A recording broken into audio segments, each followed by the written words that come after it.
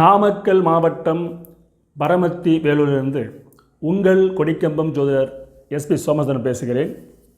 எண்ணுள் கலந்து எண்ணில் நிறைந்து என்னை வழிநடத்தும் திருமுருகன் திருவருளுக்கு கோடான கோடி நன்றிகள். ஆயிரக்கணக்கான ஜோதிட சுருதிகளையும் அதன் விதிகள் சூட்சமங்களையும் எனக்கு கற்றுத்தந்த எனது குருநாதர் சிங்களாந்தபுரம் எஸ் அருணாசையாவின் பொற்பாதங்களை பணிந்து வணங்கி மகிழ்கிறேன். நமது காணொளியை தொடர்ந்து பார்த்து கொண்டிருக்கும், ஆதரவு வழங்கி கொண்டிருக்கும், அதில் முக்கிய குறிப்பில் எடுத்து ஜோதிட ஞானத்தை வளர்த்து கொண்டிருக்கும் ஜோதிட சொந்தங்களுக்கும், எனது மாணவர்களுக்கும், எனது வாடிக்கையாளருக்கும் கனிவான வணக்கங்களும் வாழ்த்துக்களும் நன்றிகளும். இன்று நாம் இந்த பதிவில் ஒரு அற்புதமான தலைப்பை பார்க்கலாம். 3ஆம் இடத்தில் சனிபகவான் நின்றால் மூச்சை நிறுத்துமா என்ற தலைப்பில் ஒரு சிறிய கருத்தை தெளிவாக பேசுவோம். தலைப்பை கேட்டால் கொஞ்சம் அதிர்ச்சியாக இருக்கும், ஆனால் அதில் உண்மை இருக்கிறது. இன்றைய ஜோதிட உலகத்தில் அருமையான விதிகளையும் அழகான விளக்கங்களையும் கூறி மக்களை தெளிவுபடுத்தும் ஆட்கள், ஜோதிடர்கள் குறைந்து கொண்டே இருக்கிறார்கள். ஒரு நாள் வகுப்பு, ஒரு வார வகுப்பு, ஒரு மாத வகுப்பு, 3 மாத வகுப்பு, 6 மாத வகுப்பு என்று வகுப்பு எடுத்துக்கொண்டிருக்கிறார்கள். அனைத்தும் பணம், அனைத்தும் பணம். ஆன்லைனில் எடுக்கிறாங்க, ஜூம் மீட்டிங்கிறாங்க. எதை செய்தாலும் எதை சொன்னாலும் அனைத்துக்கும் பணமே.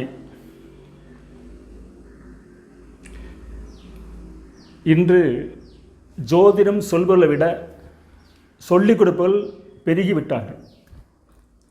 இது காலத்தின் கட்டாயமாக இருக்கட்டும்.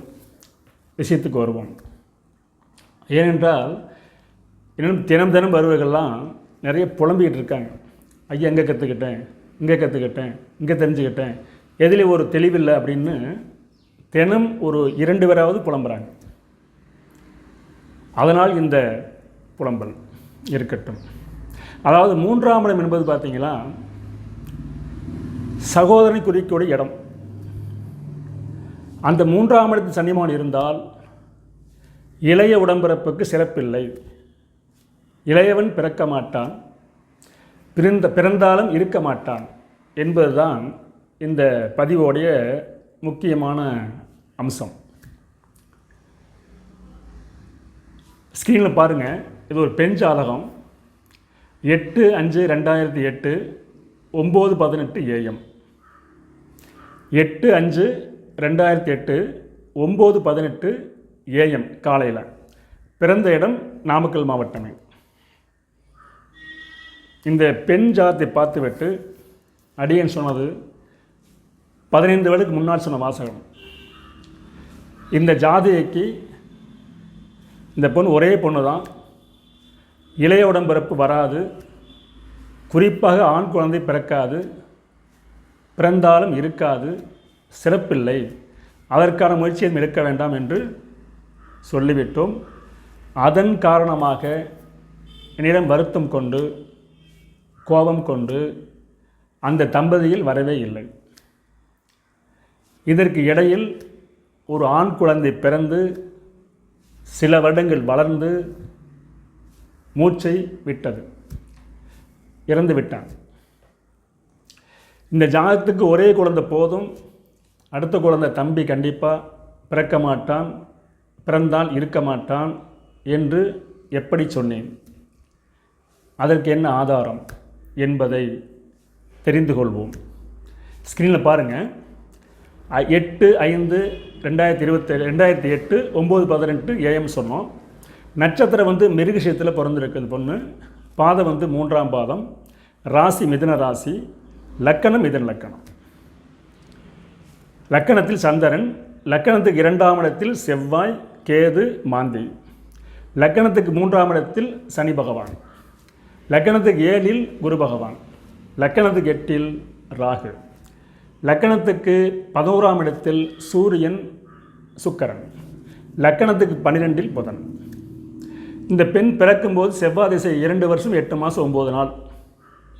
இப்போ தற்போது நடக்கும் திசை ராகு மாதசி சுக்கிர புத்தி நடந்து கொண்டிருக்கிறது. ராகு திசையில் சுக்கிர புத்தி நடந்து கொண்டிருக்கிறது. சமீபத்தில் செவ்வாய் கடகத்தை நீச்சம் பெறும்போது ஒரு 3 மாதத்துக்கு முன்னாடி இந்த பெண்ணுடைய சகோதரன்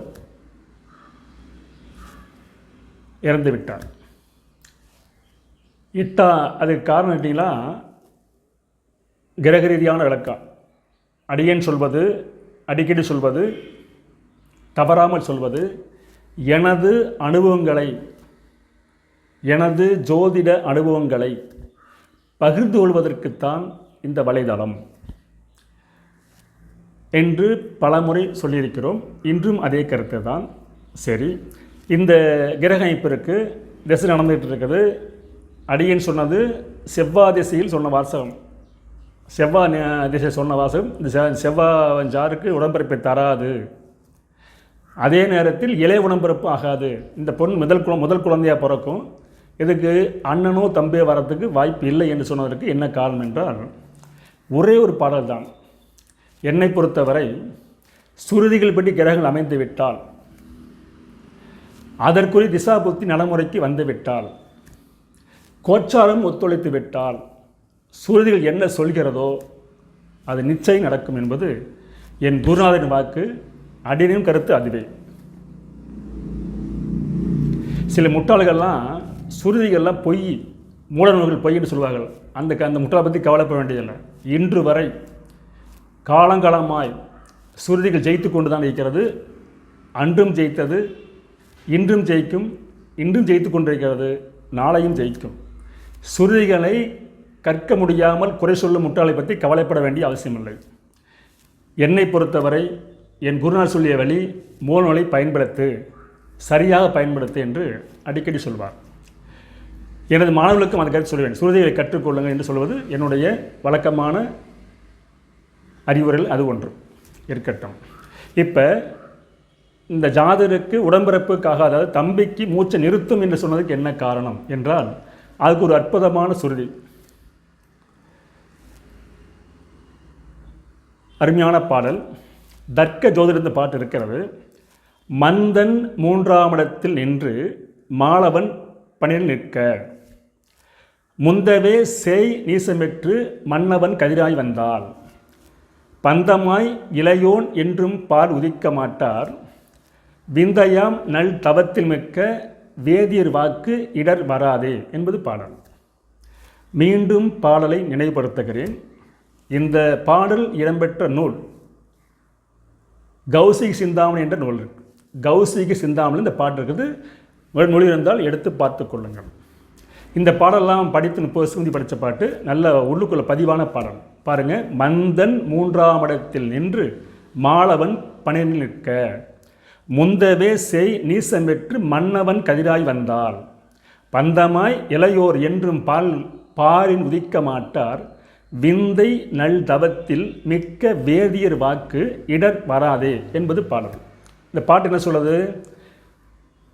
மந்தன் என்றால் சனி பகவான், அவர் 3ஆம் இடத்தில் இருந்து, மாலவன் என்றால் புதன், அவர் 12இல் மறைந்து விட்டால், செவ்வாய் முந்தவே நீசம், செவ்வாய் நீசம் பெற்றுவிட்டால் அந்த ஜாதகருக்கு இளைய உடம்பிறப்பு இல்லை, உதிக்காது, பிறக்காது, மீறி பிறந்தால் இருக்காது.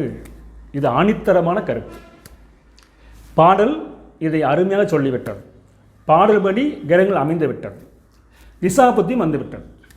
சரி, இதை கோச்சாரத்தில் சகோதரகன் செவ்வாய் நீச்சம் அடையும் போது இந்த ஜாதகருடைய தம்பி விஷக்காய்ச்சலால் மரணம். இது மட்டும் போதுமா ஐயா? அடிக்கடி சொல்லுவீங்க, துணை விதிக்கு சொல்லுவீங்களே, அது இருக்கிறதா என்றால் இருக்கிறது. துணை விதியில் இருக்கிறது. கேளுங்கள். முதல் பாயிண்டை மூன்றாவது விதி யாருன்னு பார்க்கணும். மூன்றாவது நின்ற வீட்டூன் நீச்சம் அடைந்தால் உடம்பிறப்புக்காகாது. முதல் விதி மிதுன லக்கணம். மூன்றாவது யார்? சூரிய பகவான். எங்கே இருக்கார்? சிம்மத்தில் மேசத்தில் உச்சமாக இருக்கிறார். ஆனால் வீடு கொடுத்த செவ்வாய் நீச்சம். புரியுதுங்களா? மூன்றாம் அதிபதி நின்ற வீட்டூன் நீசம் பெறக்கூடாது. 1. சகோதர காரகன் செவ்வாய் நீசம் பெறக்கூடாது. 2. அடுத்து பாருங்க, காலபுருஷ லக்கண தத்துவப்படி லக்கணத்தில் காலபுருஷ லக்கணம் மேசம், அதுக்கு மூன்றாமதி புதன் ஒரு ஜாதகத்தில் லக்கணத்துக்கு பலன் மறையக்கூடாது. மறைந்து அவரை சனி பார்த்து விட்டால் இளைய உடம்பிறப்பு உதித்தாலும் இருக்காது. நன்றாக கவனித்துக் கொள்ளுங்கள். ஏன்னா காலபுருஷ லக்கணத்துக்கு மூன்றாமதி சொல்லக்கூடிய புதன் ஜனகால லக்கணத்துக்கு பாண்டியில் மறைந்து காலபுருஷ லக்கணத்துக்கு 10ஆம் கருமாதின்னு சொல்லக்கூடிய சனி பகவான் 3லேருந்து கரும்பறையை பார்த்துட்டா உடம்பிறப்பு இருக்காது. இதில் பாருங்களேன், காலபுருஷ லக்கணத்துக்கு 3ஆம் அதிபதி புதன், லக்கணத்துக்கு பாண்டியில் மறைவு. லக்கணத்துக்கு காலபுருஷ லக்கணத்துக்கு 10ஆம் கர்மக்காரன்னு சொல்லக்கூடிய சனி பகவான் 3இல் அமர்ந்து 10ஆம் வரையாக அவரை பார்க்கிறார். இது மிகப்பெரிய தப்பு. அடுத்து பார்த்தீங்களா, மூன்றாம் இடம் இருக்குங்களா, மூன்றாம் சகோதர ஸ்தானம். மூன்றாம் இடத்துக்கு 6ஆம் வீட்டில், 8ஆம் வீட்டில், 12ஆம் வீட்டில் ஒரு கிரகம் இருந்து திசை நடந்தால் ஜாதகனுக்கு இளையவனுக்கு ஆயுள் குற்றம் வரும். மற்ற கிரகங்கள் வலுவாக இருந்தால் குற்றமில்லை. பலகீனமாக இருந்தால், அதாவது 3ஆம் இடத்துக்கு 6, 8, 12 ஒரு கிரகம் நின்று திசை நடந்ததுன்னா கவனமாக பலன் சொல்ல வேண்டும். இது பாருங்கள், 3ஆம் இடத்துக்கு 6ல் ராகு, 3ஆம் இடத்துக்கு 6ல் ராகு திசை நடக்குது. அவர் பார்த்தீங்கன்னா 3ஆம் இடம் சம்மந்தப்பட்ட புத்தி சுக்கிர புத்தி நடந்துட்டுருக்கு. அப்போ இதுவும் தவறு. அதே மாதிரி பார்த்தீங்கன்னா 3ஆம் அதிபதி எங்கே இருக்காருன்னு பார்க்கணும். அவர் நின்ற வீட்டுக்கு 10இல் யார் இருக்காருன்னு பார்க்கணும். 10இல் யார் இருக்கா? ராகு. 3ஆம் அதிபதி சூரியன். அவர் சிம்ம மேசத்தில் உச்சமாக இருக்கார். ஆனால் அவருக்கு 10இல் யார் இருக்கா? ராகுபவன் இருக்கார். அப்போ ராகு திசை சகோதரனுக்கு கர்மத்தர வாய்ப்புண்டு. அதே மாதிரி ஒரு திசை நடக்குதுன்னா அந்த திசாதன் யாருன்னு பார்க்கணும். அந்த திசானுடைய சாரநாதனை பார்க்கணும். சாரநாதன் யாருன்னு பார்த்து அவர் என்ன ஆதிபத்தின்னு பார்க்கணும். அவர் பலவீனமானு பார்க்கணும். அடிக்கடி சொல்லும் வாசகம், திசாதனை தொட்டு சொல்லு, திசாதனை ஒட்டி பலன் சொல்லு, சாரநாதனை தொட்டு சொல்லுன்னு சொல்லுவேன். இப்போ சாரநாதன் செவ்வாயாக வந்துட்டார். ராகு நின்ற சாரம் அவிட்டம் 2ஆம் பாதம். அதிபதி செவ்வாய். அவர் நீச்சம். எங்கே இருக்கார்? 3ஆம் இடத்துக்கு 12, 3ஆம் வீட்டுக்கு 12. அப்போ அதுவும் தவறு. அதை விட முக்கியமாக அடிக்கடி சொல்லும் வீரமகிழ் ஒரு பாட்டு, அற்புதமான பாட்டு இருக்கிறது. இந்த பாட்டு தான் அவங்க சொன்னோம். இப்போ இந்த பெண் குழந்தையாக இருக்குன்னு சொன்ன வாசகம், காரணமாம் 11 குடையோன் காணுமிடம் பழங்குறைந்து நீசமாகி பூரணமாம் மார்த்தாண்டன் சேர்ந்து நிற்க பூதலத்தில் மூத்தோன் இல்லை, ஆரணமாம் சுபக்கரனுடைய அத்தனை பெண்மக்களே. இந்த பெண்ணுக்கு பெண்கள் மட்டும்தான் பிறக்கும், ஆண் பிறக்காது, பிறந்தால் இருக்காது என்று ஆணித்தரமாக இந்த பாடலை வைத்து சொன்னோம் அன்று. ஆனால் இன்று தம்பி பிறந்தான், சனிபான் முன் நின்றார், மூச்சை நிறுத்தினார். ஆக சூழ்நிலையில் என்ன சொல்கிறதோ, சூழ்நிலைகளை சரியாக கற்றுக்கொண்டால், சரியாக பயன்படுத்தினால் சிறப்பான பலனை சொல்ல முடியும் என்பதற்கு எதுவும் உதாரண ஜாதகம். ஆதார சுருதியோடு உதாரண ஜாதகத்தை உங்களுக்கு என் அனுபவத்தினால் பகிர்ந்து கொள்வதில் மிக்க மகிழ்ச்சி அடைந்து மீண்டும் அடுத்து சந்திப்போம். நன்றி, வணக்கம்.